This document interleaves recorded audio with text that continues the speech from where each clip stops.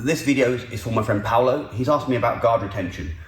It's a little different gi and no gi because of the gripping, but core principles are very similar.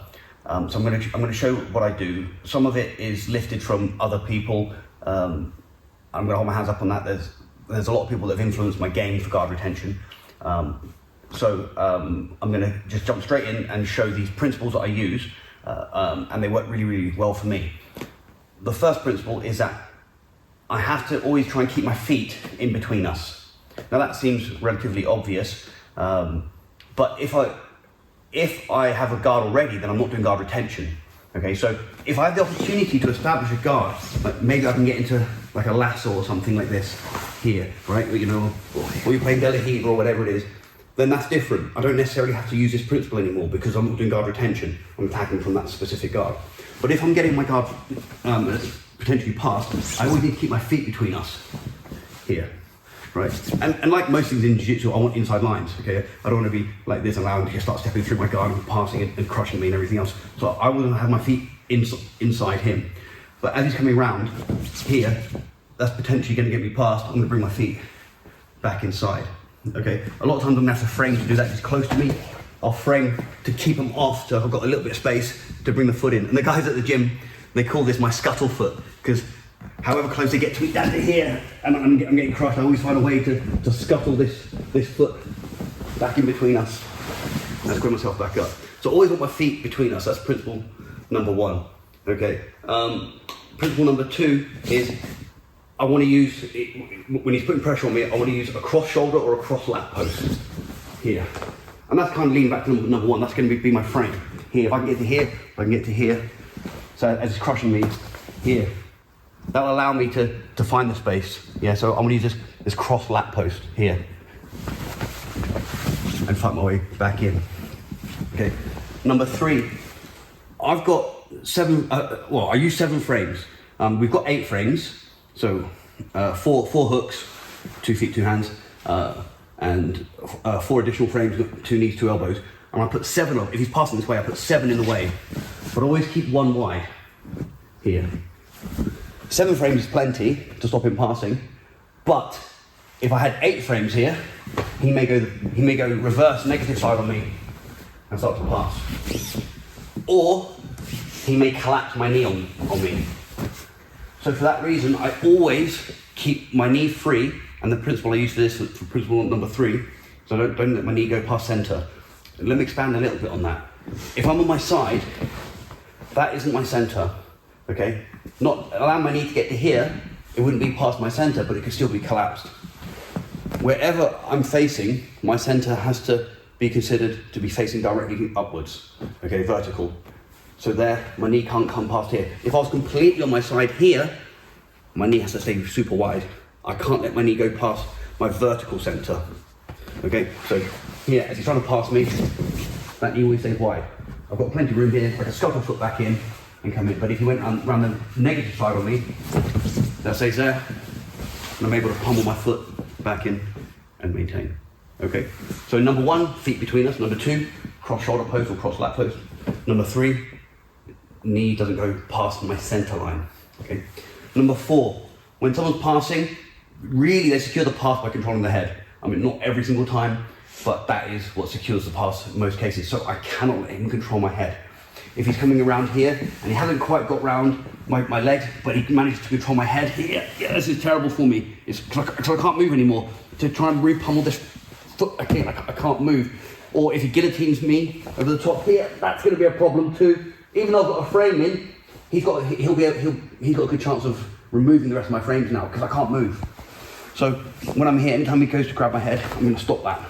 Now I've got the mobility to re-pummel and re-fight back into my guard. Okay. Principle number 5, the 5th one, it sounds like a bit of a cop-out, but it is really, really important, and that is always be active and offensive. So I always want to be trying to progress. Sometimes I can't. But what I don't want to do is be passive the whole time and just play defense. I don't want to just keep defending. Eventually he'll get through. The analogy that I give, which is going to sound a bit strange, but it will help you get your head around it, is if Mike Tyson, not the 60-year-old version, but the 25-year-old version, 22-year-old version. If he just stood there and didn't fight back, eventually you could knock him out, right? If you just kept hitting him, right? If he just defended himself, eventually you beat him. Defense in and of itself isn't enough. You have to be offensive. So as Christian's looking to come around my guard, I need to be thinking of my own game. What am I going to do? Well, I'm going to do my guard retention, but I'm going to start attacking. I'm going to start hooking in and making him redirect his focus. He can't. I'm not having him just keep attacking me. As he's trying to attack me, he's going to have to start defending me.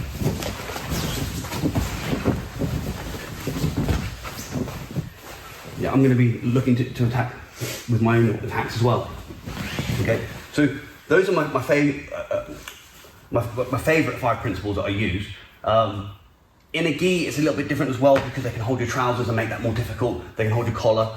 I went over it a little bit as well in our collar sleeve video. When someone grabs your trousers, you can start collar dragging them. But there's some other things that you need to kind of be aware of. If you grab the trousers and I go for the collar, he might just start bailing on these grips and passing immediately. If he steps his foot over, here, that collar drag might be much more difficult. Or again, if he went negative side on me, if he went on this way, the collar drag isn't going to work anymore. I can try to stiff arm him with it, but it can be hard. So I need to have a little bit of extra retention. So what I do is I do a bit of an invert. So if I'm here and Christian holds my trousers down here. So the idea of inverting for me, for guard retention, is to, again, sound silly, is to stick my butt at him. Always trying to stick my bum towards my opponent. So if he was pushing my legs that way, here, looking to come round, I would pop up onto my shoulder and my head and stick my bum in here. As he tries to finish a pass, I can roll through. If he's pulling my knees the other way, so if you're pulling my knees this way, here, and you're coming this way as well, here, I can't now turn my bum that same way. I can't get my bum going that way, so I'll turn it the other way, here, and roll through. So look at those again. He's got my trousers and he pushes them this way as he passes here. So I come up, stick my bum in between us to create a bum frame, as funny as that sounds, but he can't immediately pass, which will allow me to then fight and roll back through.